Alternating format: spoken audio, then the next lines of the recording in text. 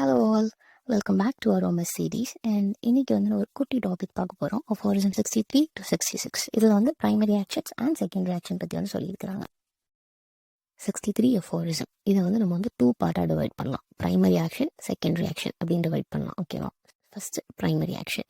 Primary action என்ன சொல்லியிருக்காங்க அப்படின்னா, every agent that acts upon the vitality, every medicine deranges more or less the vital force and causes a certain alteration in the health of the individual for a longer or a shorter period. This is termed as primary action. Although a product of the medicinal and vital powers conjointly, it is principally due to the former power.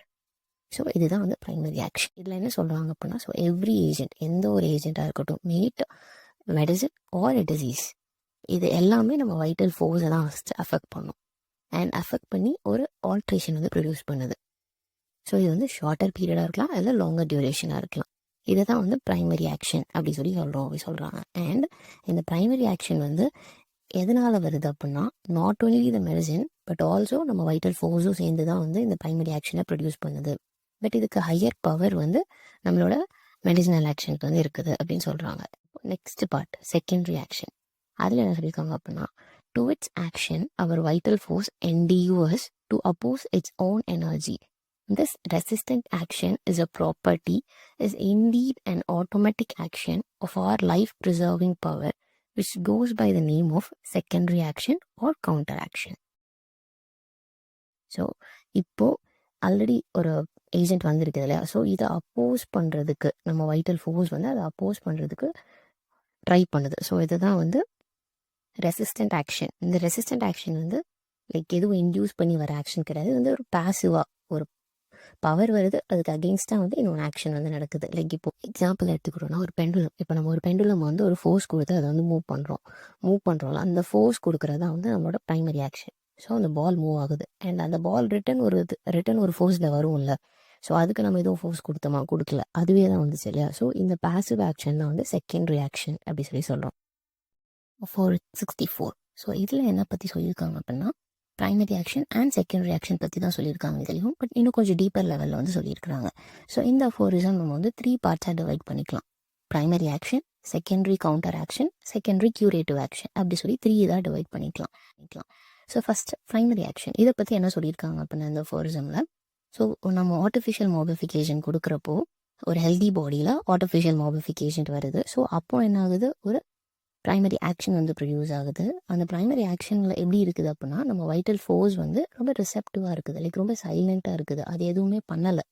So வர force என்ன produce பண்ணுதோ அது எல்லாத்தையும் vital force வந்து ஏற்றுக்குது. Like it just சைலண்ட்டாக என்னென்ன வருதோ அது எல்லாத்தையுமே வந்து ப்ரொடியூஸ் பண்ணுது. ஸோ இதனால் நமக்கு வந்து ஒரு ஸ்டேட் ஆஃப் ஹெல்த்தில் ஒரு ஆல்ட்ரேஷன் வந்து வருது. இதுதான் வந்து ப்ரைமரி ஆக்ஷன் அப்படி சொல்கிறோம். Next secondary counter action. So இந்த கவுண்டர் ஆக்ஷன்றது எப்படி இருக்கும் அப்படின்னா, ஸோ நம்ம லாஸ்ட் அஃபாரிசமில் பார்த்தோம் இல்லையா, ஸோ ப்ரைமரி ஆக்ஷன் ஒன்று இருக்குது, அதை நம்ம வைட்டல் ஃபோர்ஸ் வந்து ஒரு அப்போசிஷன் வந்து கொடுக்குது அப்படி சொன்னோம். ஸோ இந்த அப்போசிஷனை தான் வந்து 2ஆக டிவைட் பண்ணியிருக்கோம். ஸோ இதுதான் வந்து செகண்டரி கவுண்டர் ஆக்ஷன் ஃபஸ்ட்டு சொல்கிறோம். ஸோ இது எந்த அளவுக்கு இருக்கும் அப்படின்னா வந்து, இப்போது எந்த ப்ரைமரி ஆக்ஷன் வருதோ அந்த ப்ரைமரி ஆக்ஷனுக்கு எக்ஸாக்ட் ஆப்போசிட்டாக வந்து ஒரு ரியாக்ஷன் வந்து ப்ரொடியூஸ் ஆகும். ஸோ இது வந்து எப்படி இருக்கும் அப்படின்னா, எந்த அளவுக்கு லைக் எவ்வளோ ஃபோர்ஸ் அண்ட் எவ்வளோ எஃபெக்டாக வந்து ப்ரைமரி ஆக்ஷன் இருந்துச்சோ அதே ஈக்குவல் ஃபோர்ஸ் அண்ட் எஃபெக்ட்டுக்கு வந்து நம்மளோட செகண்டரி ஆக்ஷன் வந்து இருக்கும் அப்படி சொல்கிறாங்க. ஸோ இதுதான் வந்து செகண்டரி கவுண்டர் ஆக்ஷன். ஸோ இதே நம்ம போன இதில் பார்த்த மாதிரியே அந்த பெண்டுலம் எக்ஸாம்பிளே எடுத்துக்கலாம். ஸோ நம்ம எவ்வளோ ஃபோர்ஸ் கொடுத்து அந்த பெண்டுலம் மூவ் பண்ணுறோமோ அதே ஃபோர்ஸில் தான் அது நமக்கு ரிட்டர்ன் வரும் இல்லையா. ஸோ இதுதான் வந்து செகண்டரி கவுண்டர் ஆக்ஷன். ஸோ தேர்டாக வந்து செகண்டரி கியூரேட்டிவ் ஆக்ஷன். ஸோ இது எப்படி இருக்கும் அப்படின்னா, இதுலேயும் அதே தான், நம்ம வைட்டல் ஃபோர்ஸ் எப்போவுமே நம்ம என்ன ஆக்ஷன் கொடுக்குறோமோ அதுக்கு ஆப்போசிட்டான ஒரு செகண்டரி ஆக்ஷன் தான் ப்ரொடியூஸ் பண்ண போகுது. பட் நம்ம கொடுக்குற அந்த ஃபோர்ஸ் எந்த அளவுக்கு இருந்துச்சு அப்படின்றது தான் வந்து இங்கே வந்து பாயிண்ட். ஸோ நம்ம கொடுத்த அந்த ஃபோர்ஸ் வந்து நாட் மச் அப்படி இருக்கிறப்போ என்ன ஆகும் அப்படின்னா, it endeavours to indifferentiate itself, like it tries to indifferentiate, like அதை வந்து நல்லிஃபை பண்ண வந்து ட்ரை பண்ணுது அப்படி சொல்கிறோம். ஸோ அப்போ என்ன ஆகுது அப்படின்னா வந்து, இது வந்து ஒரு ஆப்போசிட் ரியாக்ஷன் ப்ரொடியூஸ் பண்ணாமல் அதோட ஃபார்மர் ஹெல்தி ஸ்டேட்டுக்கு வந்து வருது. ஸோ இதை தான் வந்து செகண்டரி கியூரேட்டிவ் ஆக்ஷன் அப்படின்னு சொல்லியிருக்கோம்.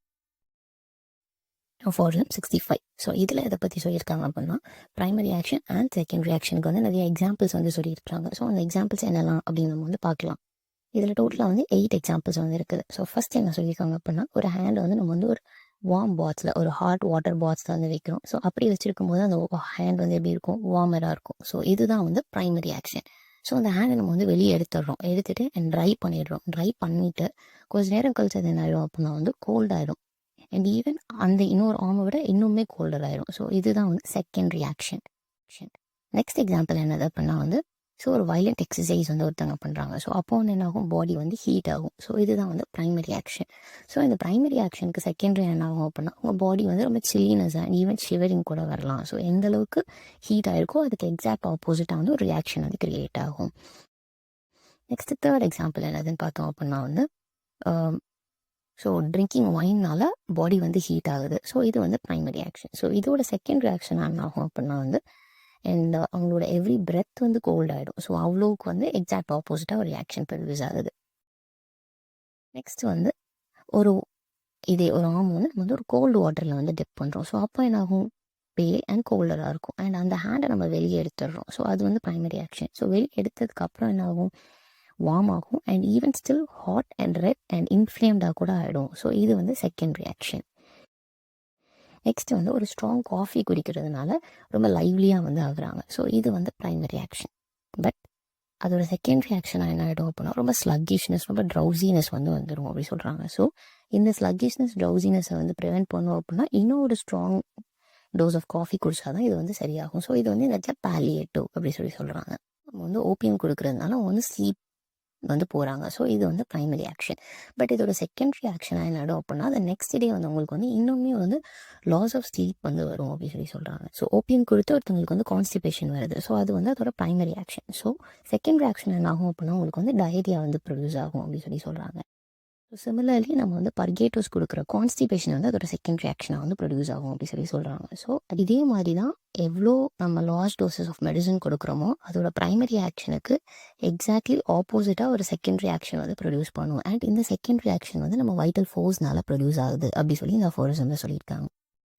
ஸோ அஃபோரிசம் 66 இதில் வந்து நம்ம ஹோமியோபதிக் மெடிசன் கொடுக்கறதுனால எப்படி வந்து செகண்டரி ஆக்ஷன் வந்து ப்ரொடியூஸ் ஆகுது அப்படின்றத பற்றி வந்து சொல்லியிருக்கிறாங்க. ஸோ இதில் எப்படி சொல்லியிருப்பாங்க அப்படின்னா நம்ம கொடுக்க போகிற ஹோமியோபதிக் மெடிசன் வந்து வெரி மைன்யூட் டோஸ் இல்லையா. ஸோ இந்த very minute dose of homeopathic medicine கொடுக்குறப்போ அதனால் வரப்போகிற அந்த செகண்டரி ஆக்ஷன்றது வந்து நாட் நோட்டிஸ்ட், லைக் நோட்டீஸ் பண்ணுற அளவுக்கு இல்லை அப்படி சொல்கிறாங்க.